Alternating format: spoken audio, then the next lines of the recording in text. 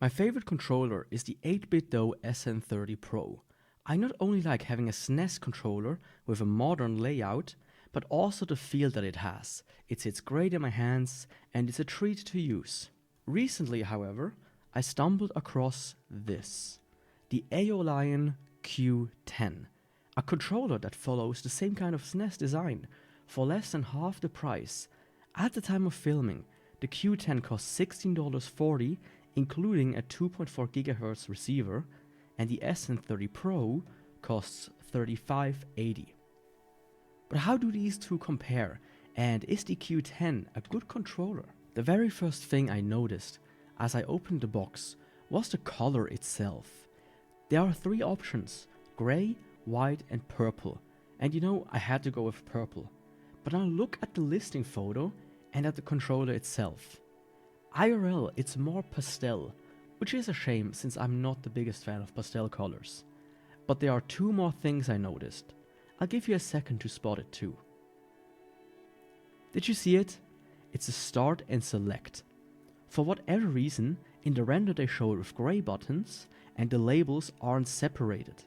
I have contacted the seller, after which they changed some of the images, but taking a closer look shows that they are still not 100% correct.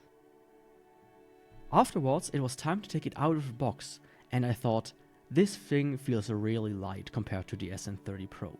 After weighing it though, I discovered that it comes in at 105 grams, and the SN30 Pro comes in at 112, so it's only a 7 gram difference. Nothing else stood out of me though at first glance, so let's get into what this controller has to offer. Usually when I get something new, I don't read the manual, maybe a quick glance, but with this controller, this was one of the first times that I had to read the manual front to back. Doing that, I found two funny sections. Do not use external heating devices like microwaves to dry it. I mean, sure, let's put it in the oven or whatever. And do not allow children to play with this product. I'm pretty sure this product was made for children. Let's be honest here. But anyways, the Q10 supports connections to the Switch, PC, Android and iOS. This is done through either cable, 2.4 GHz or Bluetooth. The joysticks themselves are Hall effect, which is to be expected in the 2020s. Added to that, you have a 6-axis gyroscope, turbo mode, 32 key long macros, 2 of them, different strengths of vibration, layout swaps, D-pad and stick swaps, and a 500 mAh battery. The 8BitDo has a 480 mAh battery. I won't go through the entire manual, but if you're interested, I linked a copy below. I want to point out a few sections though, since the controller makes very heavy use of different button combinations.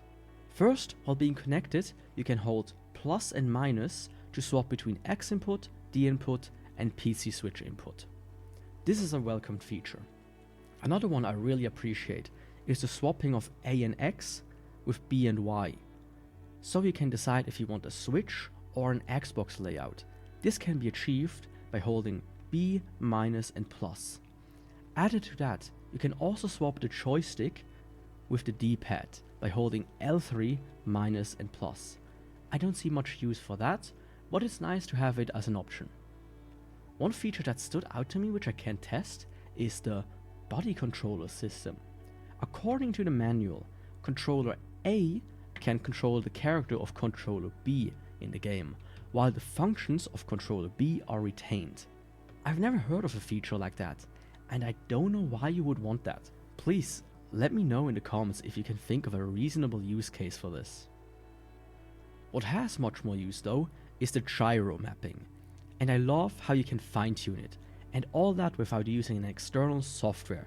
You can set which sticks to emulate, invert the axes, and change the sensitivity. I myself am not a gyro player, but they do make a valiant effort to support it, which I can just commend. What I can also commend is the inclusion of a device switch. I've only recently noticed this feature becoming a thing, but it's quite nice. Essentially, if you flip the switch on the back, it uses the last settings used on it. So 1 can be for PC at 2.4 GHz, while 2 is all the connections for the Switch, as an example. And last is the macro programming. By holding T and one of these extra buttons, you can set up a up to 32 input button sequence. While entering the sequence, the keys still work, so you can actually see what you're doing. I did test it a little and noticed that the inputs aren't 100% accurate. They can be off by a little, so you can't macro an entire Mario level. For something less time sensitive, like swapping out equipment though, it works great. Next up, I tested the hardware itself, starting with the actuation force. I tested this by putting the controller on a scale and pressing the button until it activates. In the case of the Q10, this is when the rubber dome collapsed. This isn't the most accurate or scientific test, but it provides some insight such as the consistency. I did exclude some buttons, like the shoulder ones from this test, just so you know. ABXY are fairly consistent, but with a force of 70 to 75 grams, quite light. The 8BitDo hovers more around 95 grams for comparison. Start and select are about 110 grams, which is fairly close to the SN30 Pro's 105. The L3 and R3 are quite hard, which is good, but I did find that the L3 takes 730 grams, which is 80 grams different to the R3's 810. The SN30 Pro is a bit heavier, but more consistent with its 895 and 825 grams. And last was the D-pad. It's fairly inconsistent. Up takes 150 grams, right 115, down 115, and left 125. When it's already pressed down, it doesn't matter too much, but when you go back and forth between up and down, you do feel a difference. As for the misinputs, it's worse than the SN30 Pro, and thus quite bad. Not all is bad though. The sticks are round with a circular error rate of 0.4 for the left and 0.5% for the right. I believe this is because the Hall effect sticks. I also didn't notice any dead zones, which allows for a good accuracy. Also, something I did notice is that the sticks are very smooth. When I use my SN30 Pro or Switch Pro controller, I notice the tiniest bumps from time to time. But with the Q10, nothing. The only negative thing I can say about them is that they are quite a bit high. From the main body to the stick, it's around 12 millimeters. Especially for this type of controller, it feels better when the sticks are lower to the body. Something I also tested is the sound of the controller.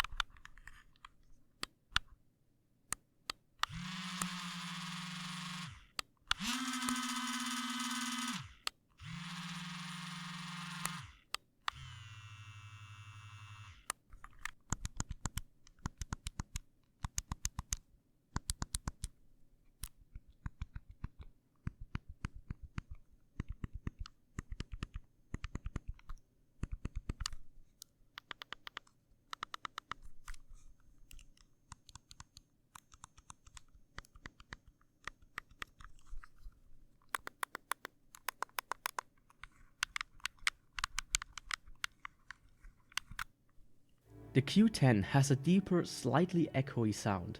This is because of the body, which I presume is a bit more hollow than the SN30 Pro.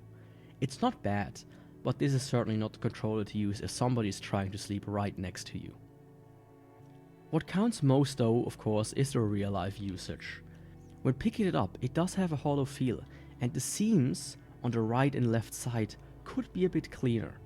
The feel of the plastic and rubber of the sticks is nothing out of the ordinary, but I don't think that it feels cheap or anything. And the small wings on either side are a nice addition that provides some extra grip compared to the SN30 Pro. First, I played Dark Souls. Overall, I didn't have a negative feeling towards the Q10 while using it, but two minor grievances arose. One is the D-pad. It cost me one or the other wrong input. I'm used to it, but it is a point where the Q10 could have gotten a huge edge over the SN30 Pro for me. The other one is the height of the sticks I spoke of earlier. The sticks themselves don't move further side to side than the SN30 Pro, since the height gain comes mainly from the base. Moving from the stick to the D-pad or to the button feels strange. This extra millimeter or two of movement completely messes with my brain. I might get used to it over time, but feel like this could have been avoided. What isn't a matter of getting used to it though is the D-pad, and I'm not talking about the misinputs again. What I mean is the molding. The edges could be rounded over far more than they are currently. As it stands, I can see getting a sore thumb after playing for 30 minutes when playing something D-pad heavy like SNES games. A similar thing goes for the sticks. The molding could use something else than a sharp edge on the insides. Many controllers do this, and I hate it on all of them, because inadvertently your skin cells and grime will get shaved off and collects around the edge. If any of your controllers have this, just take a toothpick and glide it around the edge to see the dirt that shows itself. But that's about it. The Q10 presents itself as a nice alternative in the modern retro controller market that is dominated mostly by 8BitDo. For the price, it punches above its weight by providing multiple connection times, a gyro mode, turbo mode and 32 key macros. Added to that is the impressive set of button commands one can use to set up the controller, making it completely independent from any software or hardware. This is honestly something I would love to see on more devices. I'm sick of having to install a new app for every single device I buy, only so that I can get the full functionality. Is this going to be your next main controller? No, I don't think so. And I think most, if they want the SNES form factor, are served better by the SN30 Pro. That is unless you really need the gyro and macros. Overall, it makes for a good second or travel controller as it doesn't take up much space, and is cheap enough in case you lose it or someone else grinds it up too much. I've seen that Aolion seems to be willing to improve their products, with their K10 that got an updated model in the K20. So I do hope that we see a Q20 that improves the shell and D-pad molding, the D-pad misinputs, and the stick height. If they do that, I think they will have a good little device on the hand that can go toe-to-toe with the SN30 Pro. If there are any other controllers or devices you want me to take a look at, then post them in the comments. Other than that, don't forget to do the regular things like clicking all the buttons below.